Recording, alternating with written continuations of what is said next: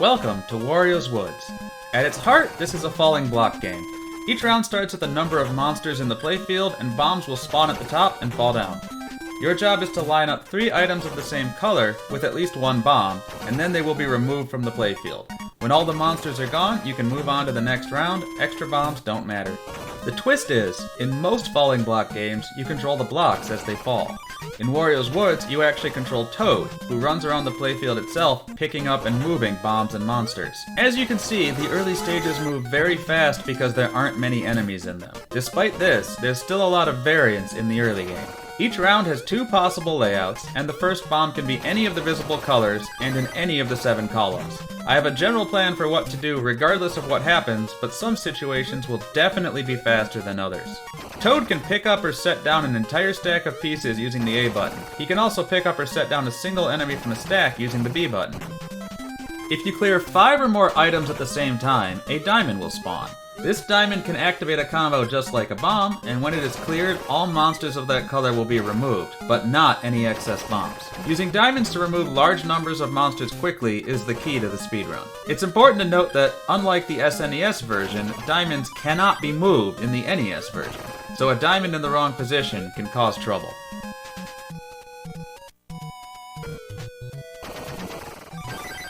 And now, we get a brief visit from Wario himself, who has taken time out of his busy day specifically to taunt us. Anyway, where was I?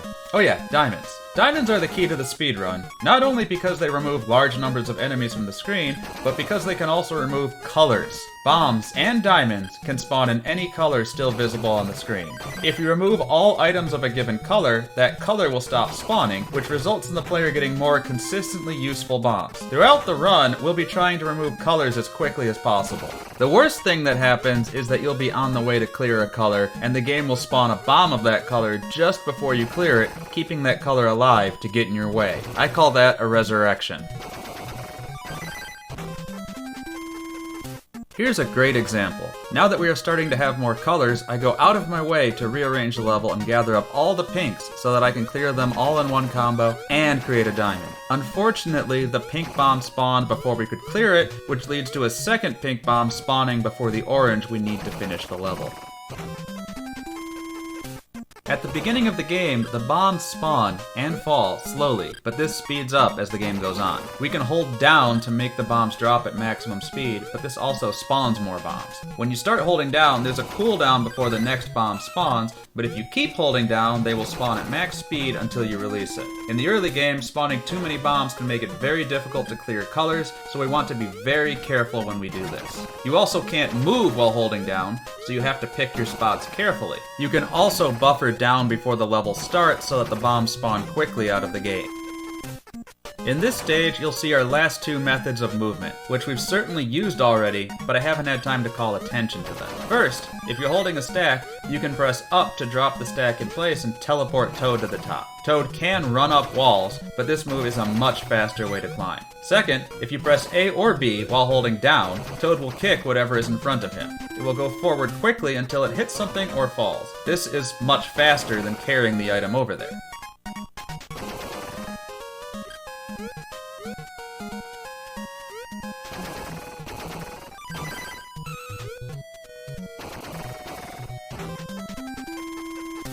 Stage 17 is the first time we see the maximum of 7 colors. Even though it's not complicated, it still requires very careful color management because it's easy to get unwanted bombs that lead to more unwanted bombs. Ideally, we get to clear the outside before the middle so we can walk between the sides freely, but that's not up to us.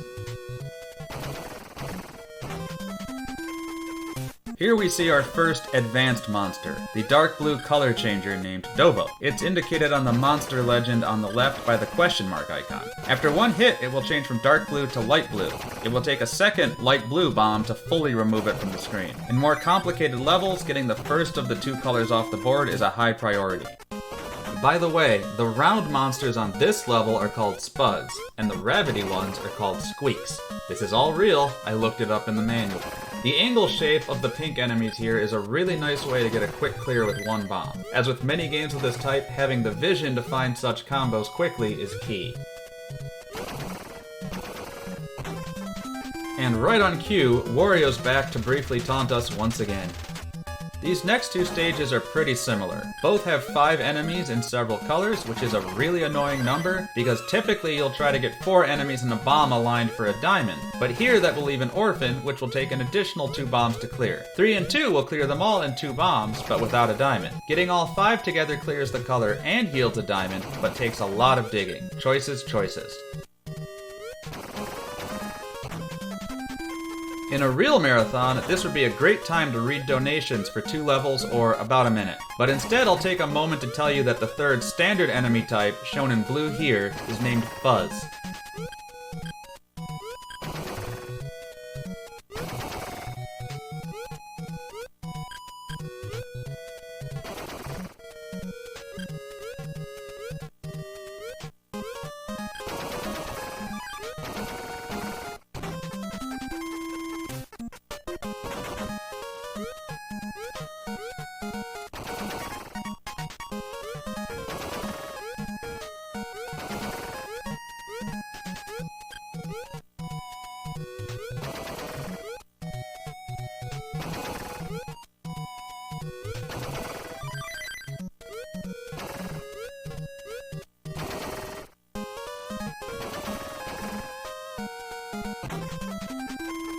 Here we have 2 different kinds of Dovos. This level has so few enemies of each color that we aren't even going to try to make diamonds here. Once again, we have to balance spawning more bombs with the risk that they're the wrong color.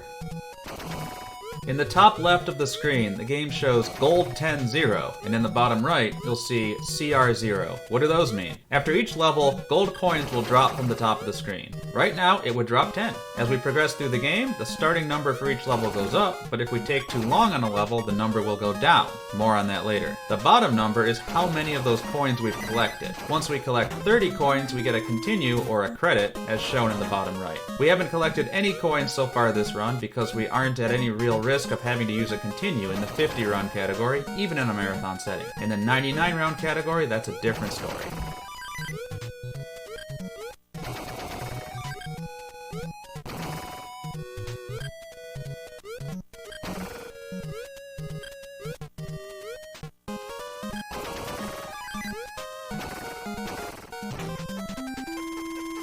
Dovos are back once again. Here we're able to run up the stack of orange fuzzes and tap the bomb onto the stack before it falls for a quick color kill. Unfortunately, we don't get a red or a blue diamond, but we clear everything else, which sets us up to finish nicely.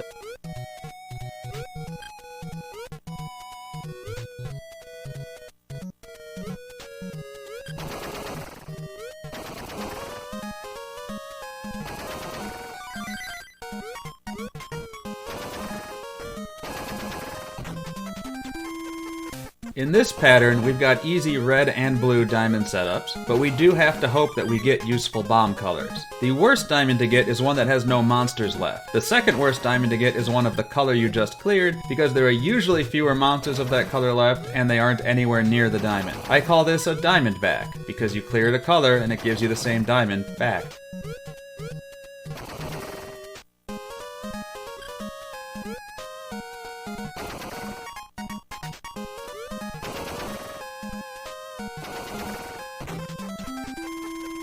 Here we see our second advanced monster. We'll call them sports. If you bomb these monsters, they will start flashing. You have to bomb them a second time before they stop flashing, about 7 seconds. If you don't get it in time, you have to start over from the first bomb. This stage also has the enemies laid out in a pattern that makes it very difficult to efficiently kill them. This is where the difficulty in the game starts to open up.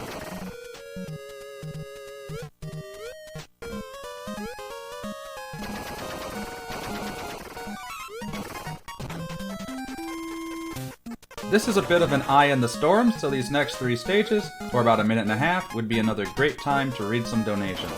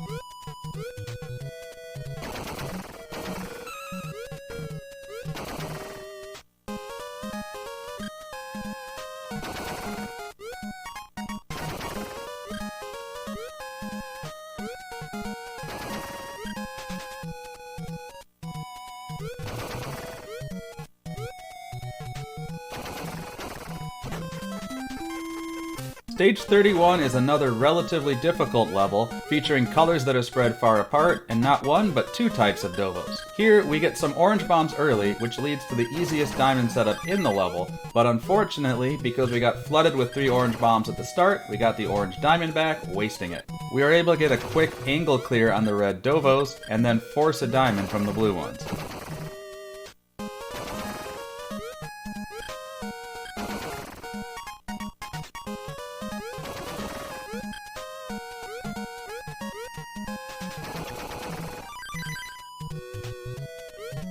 Notice that the green gauge on the right fills up and Birdo starts to fade out. What happens after that? We'll find out eventually. On this layout, I usually prioritize the cluster of pink spuds in the middle, but if you don't get the bombs, waiting for them can take forever, so I pivoted to a green diagonal instead. We did eventually get to one-shot the pinks, but we got stuck waiting for non-red bombs at the end.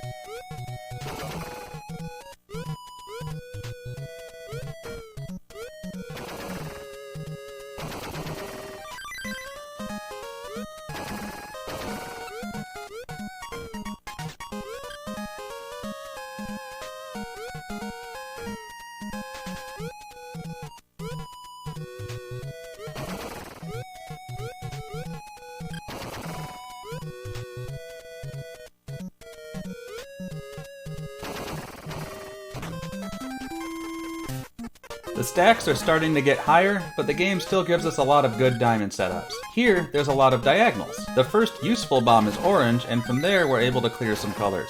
Notice that I make a gravity chain here, where one combo clears and a bomb falls into another combo. The game makes a ding, and the green gauge under Birdo decreases. We still haven't seen what that gauge does, but I assure you it's coming.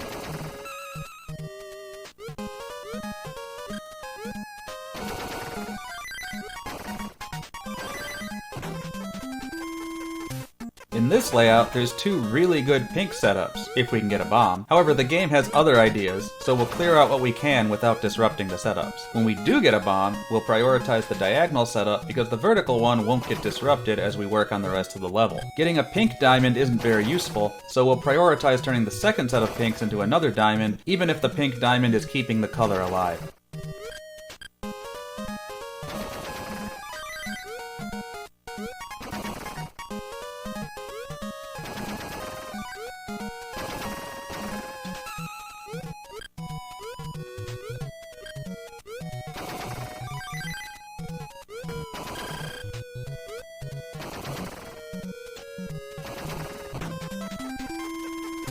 Not all layouts for the same round are created equal, and this stage is a great example. This is the good layout, with the enemies laid out in a vertical pattern that's easy to work with. The other layout only has messy diagonals. The first thing we want to do is crack a hole in the top layer, then juggle the enemies around to make diamond setups. If we get 2 red or 2 blue bombs, we'll take out the sporks, but we'd love to get diamonds and save us the trouble.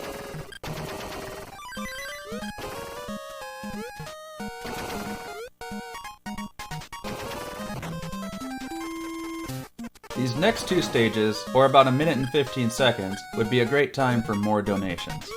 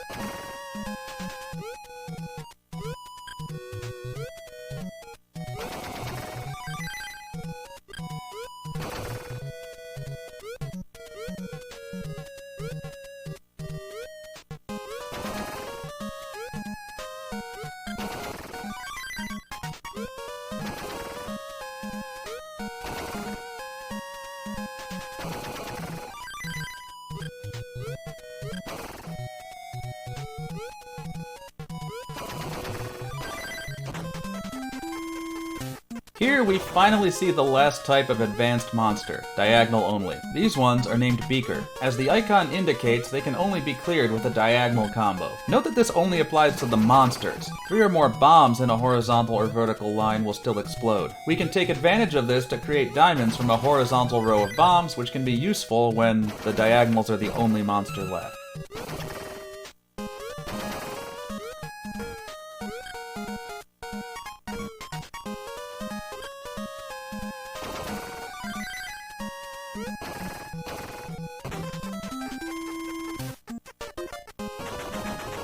The monsters are starting to get closer to the top of the screen, and it's getting harder to find easy diamond setups, but finding the setups is what we must do. If the first few bombs aren't useful for that, we can start digging a bit until we get what we need. This was the last officially licensed NES game to be released, and there was also a Super Nintendo version. The Super Nintendo version features a versus com mode, which was previously run at GDQ. The NES doesn't have the horsepower to run the AI, so instead it has Type B mode, where every round that ends in 9 is replaced by a boss fight. The boss appears in the playfield, teleports around, and attacks Toad in various ways. Toad must clear combos that are aligned with the boss to damage it. It's really neat, and a key reason I prefer this version of the game to the Super Nintendo one.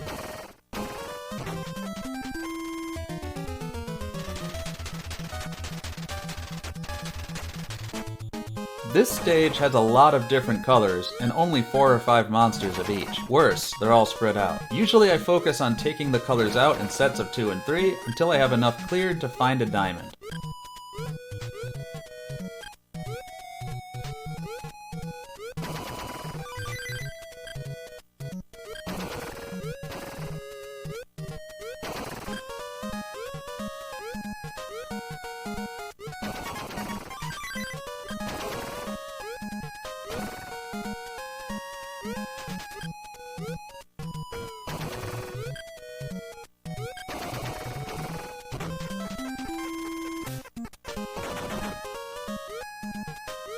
Stage 41 is one of the 3 most difficult stages in this run, along with 45 and 48. Here we have a lot of Dovos without easy access to a diamond setup. In fact, our best play is often the blue diagonal. Usually we don't want to change the color of Dovos early because that adds more colors to the playfield, making things less consistent, and if we get a light blue or white diamond while there's still dark blues or reds on the board, it's a bad time. But sometimes, you just need a diamond.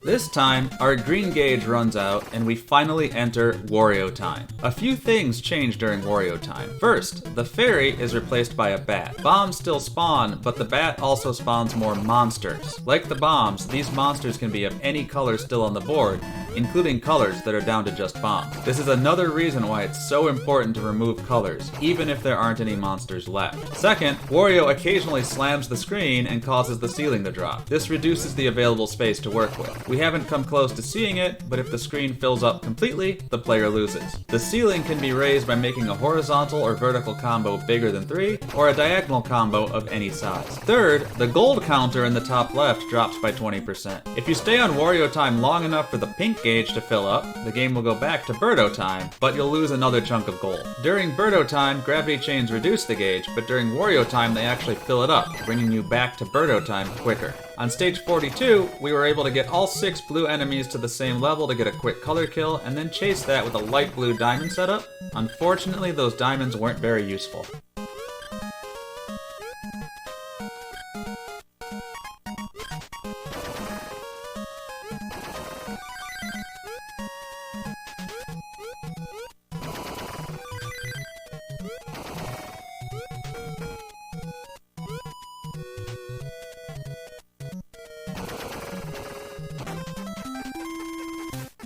Here, we finally meet the other diagonal-only enemy, Scram. This stage has a lot of good diagonal diamond setups, and we're hoping for a red diamond before we remove too many of the other monsters.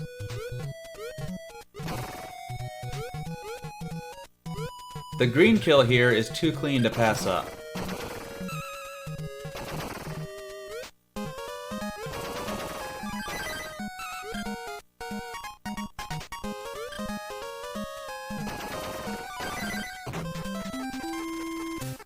On this layout, I like to dig for the 2 green squeaks because there's 2 more I can add up top for an easy diamond setup. The pink diagonal here is a nice consolation prize, and it leads into a number of nice setups.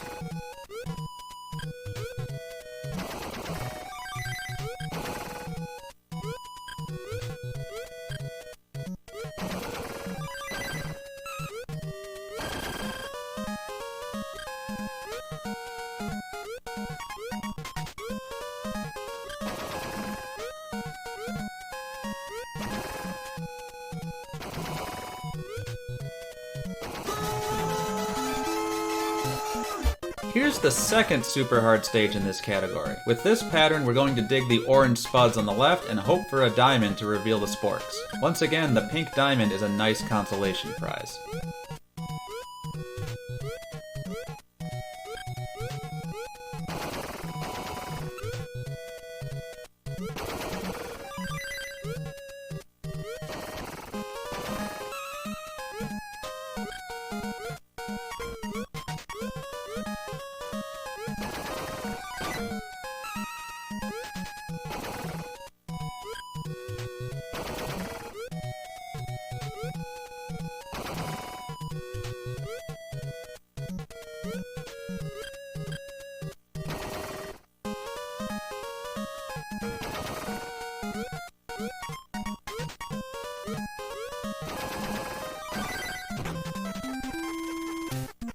These next stages will form the last major donation window of the run. It will last around 2 minutes.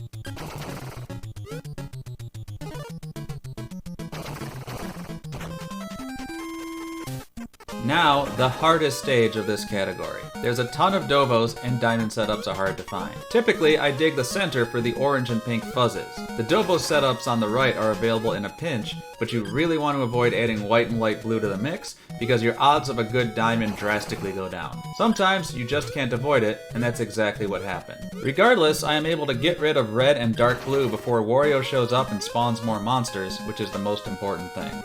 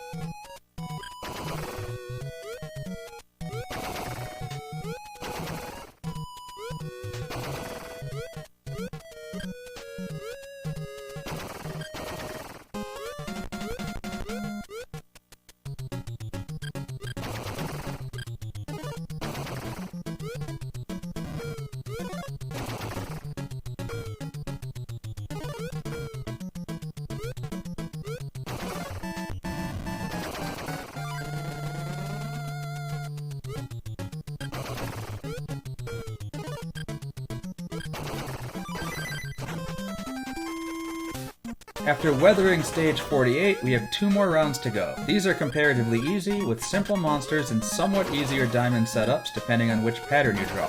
The full game is 99 rounds, and they continue to get more intense from here, with more of the harder monsters and much faster bomb spawn rates. The 50 round category provides a good balance of difficulty and length.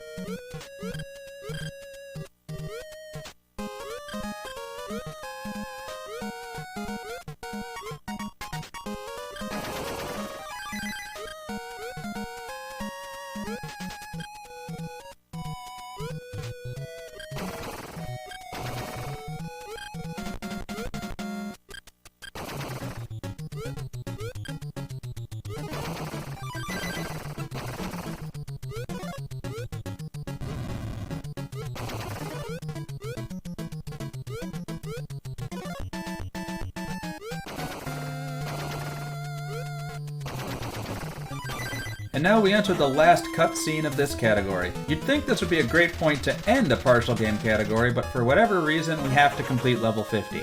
Time will be after this next level. Level 50 is one of the levels where the 2 possible patterns are not equal, and this time we drew the worst one without any easy diamond setups. We'd like either a pink or a second white to get a color kill, but it's not in the cards here.